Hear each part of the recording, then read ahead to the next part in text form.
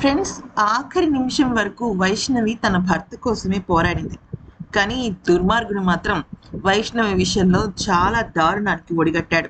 ఒక్క మాటలో చెప్పాలి అంటే, ఏ భర్త కాదు, ఏ మనిషి ఇంకొక మనిషికి చేయకూడని అన్యాయం చేశాడు, దుర్మార్గాన్ని ప్రదర్శించాడు.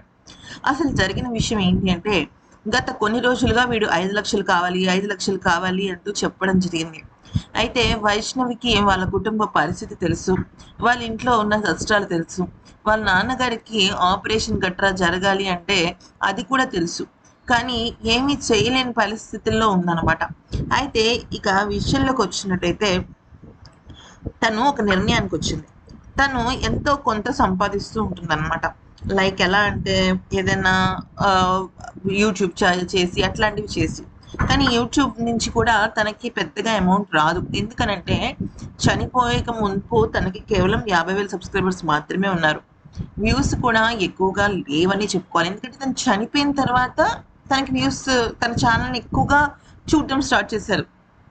అయితే తను దాచుకున్న డబ్బులు, తన బిడ్డ కోసం ఏవో బొమ్మలు కొనాలి, నా సీమంతం ఇలా జరగాలి అని చెప్పేసి కొంత డబ్బులు అయితే దాచుకుంది కదా. అయితే మొత్తం డబ్బులన్నీ కూడా కరెక్ట్గా చనిపోయే ఒక ముందు, అంటే ఒక 2-3 డేస్ ముందు వీడికి ఇచ్చేయడం జరిగింది. వీడు కట్టు బట్టలతో కూడా రాకపోతే పెళ్లి బట్టల దగ్గర నుంచి వైష్ణవియే కొంది తన కోసం 10,000 రూపాయల బట్టలను కొనిపెట్టింది అనమాట ఈ దుర్మార్గుడికి, హరిబాబుకి.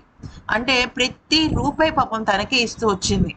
అయితే ఇంకా తను నాకు అది కావాలి, నాకు బిర్యానీ తినాలని ఉంది, నాకు బూట్లు కొనుక్కోవాలని ఉంది అన్న ప్రతిసారి. ఎందుకనంటే వాళ్ళ ఇంటిని వదిలేసి వచ్చేసాడు. ఏ ఇంట్లో అయినా పెళ్లి జరిగితే అమ్మాయి అబ్బాయి ఇంటికి వెళ్తుంది. ఇక్కడ వీడు ఇల్లరికం వచ్చేసాడు. పైగా ఏం చెప్పాడంటే స్టోరీ, నన్ను నా మేనమామ మోసం చేశాడు, 20 లక్షల రూపాయలు, నాకు వాళ్ళ మొహం చూడాలంటే అసలు వేస్తుంది, నేను ఇంక ఇక్కడే ఉంటాను అంటే, ఈ అన్నదమ్ములందరూ వీడిని అసలు వాళ్ళ చెల్లి కన్నా గొప్పగా చూసుకున్నారు. ఏనాడు వీడు ఒరే బావా అని కూడా పిలిచిన సందర్భాలు లేవు వాళ్ళ పాపం ఆ అన్నదమ్ముల్ని. అయితే బైక్ కొనిపెట్టింది, బట్టలు కొనిపెట్టింది, బూట్లు కొనిపెట్టింది, ప్రతి విషయం పాపం వీడికి చేసింది. అలాంటిది ఇంత మంచి జీవితం కూర్చోబెట్టి పోషించే పెళ్ళం దొరికితే వీడు చేసిన దుర్మార్గం ఇంత దారుణంగా ఉంది. ఇంతకు మించిన ఏముంటుంది అంటే, మనం చిన్నప్పుడు ఒక కథ వింటుండే వాళ్ళని చూసారా, బంగారు బాతుగుట్లు పెట్టే బాతు రోజుకు ఒక బంగారు గుట్టు పెడితే అది సరిపోక అత్యాశతో చంపేస్తాడు ఆ బాతుని. ఎక్కువ వచ్చేస్తాయేమో ఒకేసారి అనేసి. కానీ మొత్తానికి పోయింది. అసలు వీడు ఎందుకు చంపాడో కూడా తెలియట్లా. అంటే వీడికి 20 లక్షలు వస్తాయి, 20 లక్షలు వస్తాయని వాళ్ళ అమ్మ ఏదో మాయ మాటలు చెప్పింది. ఆ మాయ మాటలు విని సర్లే ఇదేముంది, నాకు ఇంకా లక్షల వెనకాలు ఉన్నాయని చెప్పి చంపేసినట్టున్నాడు. దీన్ని అడ్డు తొలగించుకుందాం అని. ఎందుకని అంటే, విడాకులు ఇస్తారంటే ఒప్పుకోరు కదా. నువ్వు ఇంత బాగున్నావు, ఇంత చక్కగా ఉన్నావు, నువ్వు కడుపు వచ్చింది ఆమెకి, బిడ్డ పుట్టపోతుంది, నీకెందుకు కావాలి విడాకులని, కోర్టు వాళ్ళకి విడాకులు ఇప్పించరేమో అని చెప్పి ఇలా చేశాడు అనమాట.